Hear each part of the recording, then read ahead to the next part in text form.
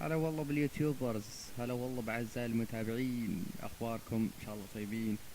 اليوم جايب لكم حلقة جديدة وبستعرض لكم سيرفر ALG حياة الواقعية ب MTA. طبعا حبيت السيرفر هذا وأدمنت فيه بشكل مو طبيعي، ألعب فيه 24 ساعة. لا عاد مو 24، يعني أنام أقوم على طول ألعب فيه زي كذا دائما ألعب فيه. ومثل ما تشوفوا كملت فيه 103 ساعات وأنا ألعب فيه.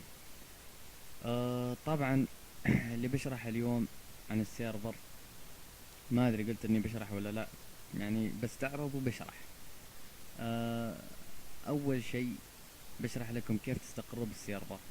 في ناس كثيرة تدخل تسألني، يعني يعني في ناس اقابلها كثير تقول لي وش يعني الار بي، ولا اللي يسألك وش اسوي، ولا اللي يسألك كيف اشتري سيارة، وين اشتري سيارة من وين، وكيف اجيب فلوس من وين اشتغل، اسئلة كثيرة يعني. فانا بسهلكم الموضوع بشكل مبسط يعني. اول شيء خليني اطفي الدراجة، كأنها مقفولة. اوكي، بشرح لكم النقاط هذه وبعدها بشرح لكم كيف تستقروا. اول شيء النقطة هذه، الاس الحمراء، هذه مكان اللي تاخذ منها الرخص القيادة. يب. وهذا الاس الخضراء، هذا بنك. حلو. النقطة هذه الحمراء مركز المدينة. النقاط الصفراء هذه مكان بيع السيارات. آه مو كلها سيارات، هذه قوارب، وهذه سيارات، وهذه سيارات، وهذه دراجات، اللي ما ادري وش تسمونه، دبابات او دراجات، هي كلها واحد. هنا سيارات، وهنا شاحنات. وهذه ما عليكم منها، وهذا كله ما عليكم منه. الاخضر هذا 5 ولا 6 في الخريطة، هذا تصلح سيارتك. هذا قدامي واحد الحين جراج. طبعا مو تعدل سيارتك، لا تصلح سيارتك إذا تكسرت أو حاجة. وإذا تكسرت السيارة بالكامل يعني ما تشتغل، تجي تشغلها كذا تدخن هي، تجي تشغلها يقول لك أن المحرك مكسور أو ما يشتغل، لازم تنادي لك ميكانيكي. وطبعا أنا ميكانيكي بالسيرفر. وبس. في شيء ثاني ما شرحناه؟ أيوة، الزايد الأحمر هذا مقر عمل المسعفين أو الممرضين، والأزرق هذا مقر الشرطة. إذا عندك بلاغ أو أي حاجة تجي تبلغ هنا. وطبعا هنا في محكمة، إذا البلاغ وصل المحكمة تروح المحكمة هنا موجودة. وش عندكم بعد؟ هذا المطار. بس شرحت هذه الأشياء، أهم الأشياء. طبعا الحين كيف تبدأ؟ أتوقع أنك أول ما تدخل السيرفر راح ترسبن هنا. الزبدة تروح تركض أو تجري تمشي تسوي اللي تبيه إلى مركز المدينة اللي هو النقطة الحمراء بالخريطة. هذه هي قدامي. لا معلش، أول بداية ما تروح المركز مدينة، تروح تاخذ رخصة قيادة. وطبعا بيكون عندك في البداية في جيبك يعني 1000 وحاجة تقريبا، وفي البنك 100 وحاجة. هذا مركز المدينة اللي وراي، بنرجع له. بس أول شي خلنا نروح ناخذ الرخصة.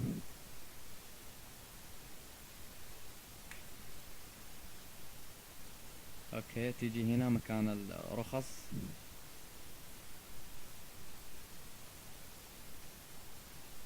يا الله، حلقة اليوم تقريبا بطول فيها، ما ادري بطول ولا لا.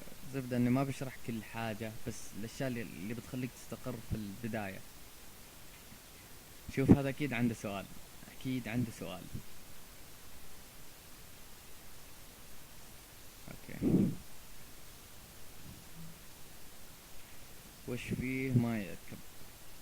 سيارتي هي الثانية. لحظة، كيف هذه؟ مو هذه سيارات تقريبا. عندك اختبار. اوكي، جرب. اوبس، جرب تركب سيارات ثانية. يا ليل يا رجال، مو وقتك، قاعد اصور. يلا، كل ما ادوس حرف باء. باء وين؟ باء اف. اضغط حرف نون عشان تفتح. شيء يقهر. ما عليه، يلا بنساعده ونطول بالحريقة شكلنا.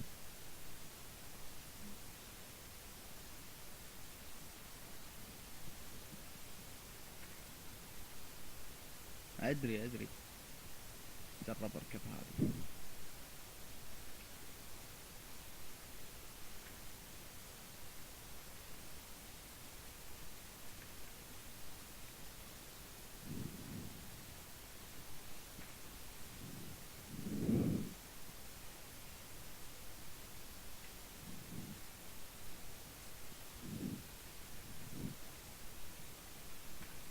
اوكي. ما يمديني يا اخي اساعد الحين. شوف الثاني يركب جنب السايق عادي. ما ادري صراحة وش مشكلة عنده.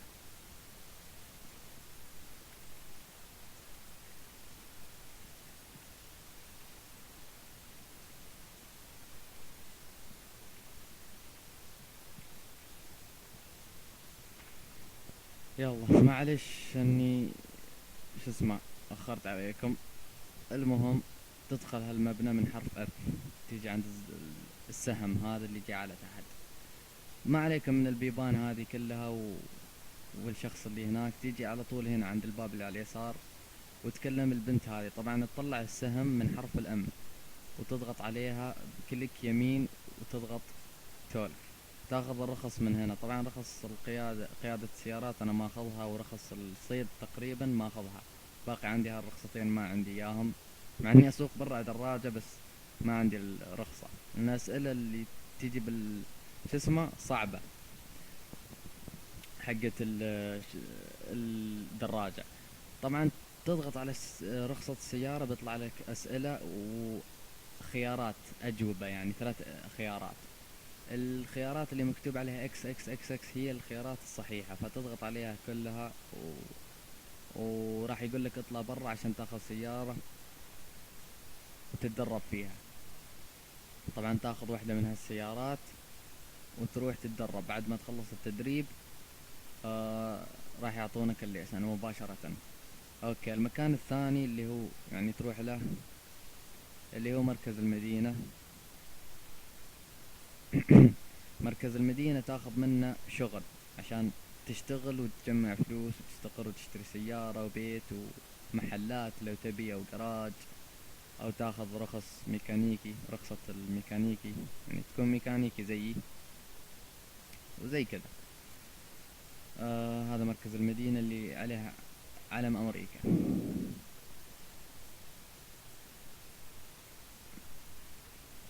اوكي ندخل مركز المدينة.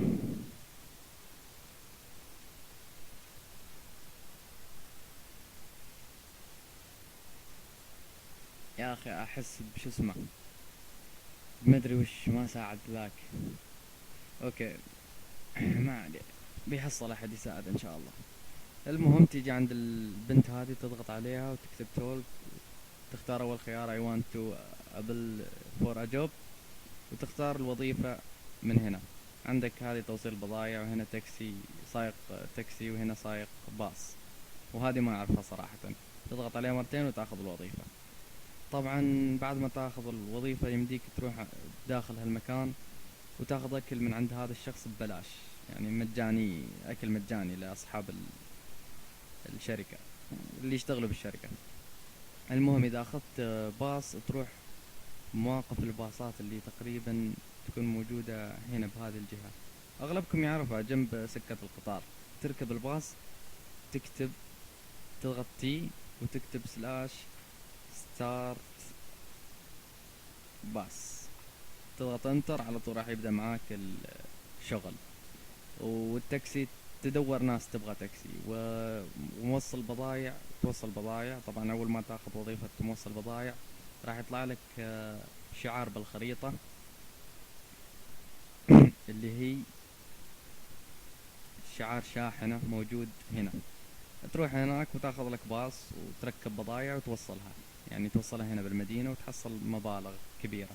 انصح في الشغل توصيل بضايع انه يجي فلوس كثير. اوكي بعد ما تجمع فلوس تشتري سيارة وتستقر. طبعا مو بس هالوظائف، في وظائف خارجية، ما ادري صراحة انا اسميها وظائف خارجية. زي انا اشتغل في شركة اسمها شركة المواصلات. هذه بطاقتي بالشركة، تلبسها، تضغط عليها تلبسها كذا، تفسخ الشعار. المهم، هذه كيف تشتغل؟ هذه مرات تلقى لك يعني اعلانات هنا بالدردشة انه نبغى موظفين وزي كذا، تروح عند الشخص اللي حاط الاعلان وتكلمه، وراح يسألك بعض الأسئلة. آه، أحسن اشرح الأسئلة الحين ما أدري ليه دراجتي ما تتحرك. أوكي، أوكي، خلينا نوقف هنا على جنب. راح يسألك مثلا أول سؤال: ليه تبي تتوظف؟ أعطيه سبب مقنع. من بعدها راح يسألك إيش يعني حياة الرولي بلاي.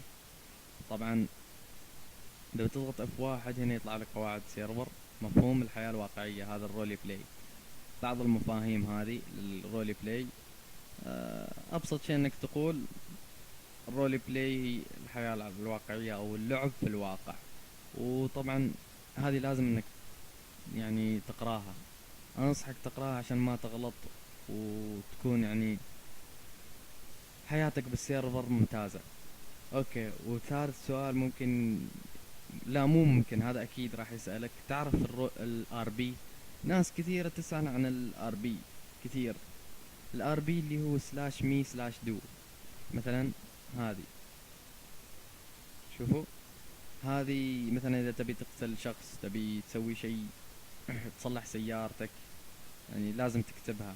اذا انت كنت موظف يعني ميكانيكي لازم تكتبها. مثلا سلاش مي اللي هو يقوم الشخص بفعل حاجة. مثلا تبي، كيف اقول لكم؟ يمكن شوف، تضغط سلاش مي، تكتب يقوم آه بطلاء السيارة كذا.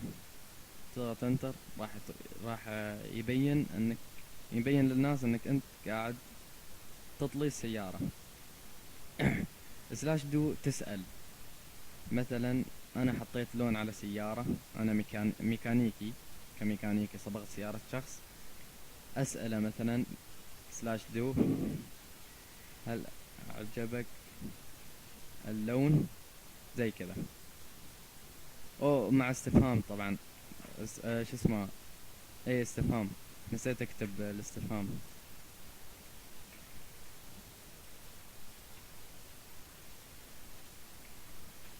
زي كذا بالضبط. بس شرحت اليوم تقريبا كل شيء أساسي ومهم. آه ما عرفتكم يعني على السيرفر أكثر. هذه محلات تدخلها تشتري منها أشياء. طبعا في محلات مختلفة، في ملابس، في تشتري منها تعديلات سيارات، وفي تشتري منها الخريطة. طبعا ما راح يطلع لك هالخريطة، لازم تشتريها، أتوقع ب800. وفي اشياء كثير اكتشفوها. طبعا هذا افضل محل او افضل بقالة هذه. وهذا طبعا جراج، وما وريتكم جراجي، بوريكم اياه. آه هذا اللي باللون الازرق هذا محلات اذا تبي تشتريها. مثلا هذه ب40,000، وهذه بيوت، هذه ب35,000. وعندك في جراج بعد يعني للبيع وزي كذا. أبوريكم جراجي.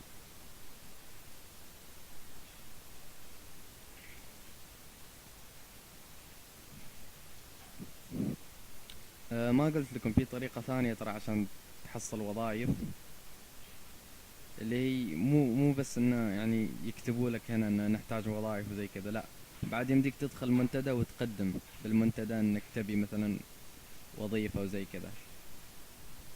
مثلا هذا جراج للبيع، 8,000. شوفوا جراج مكتوب عليه. الزبدة هذا جراجي.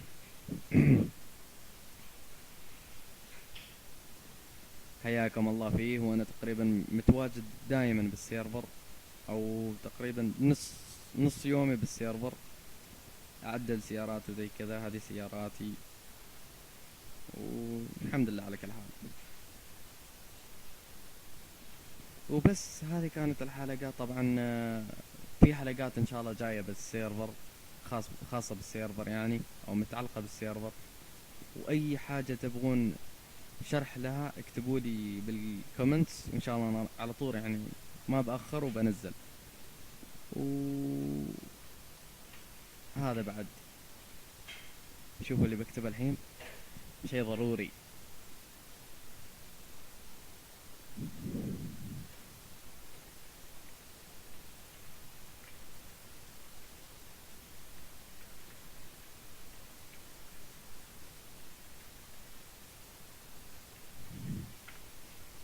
لا تنسى اللايك والاشتراك والنشر.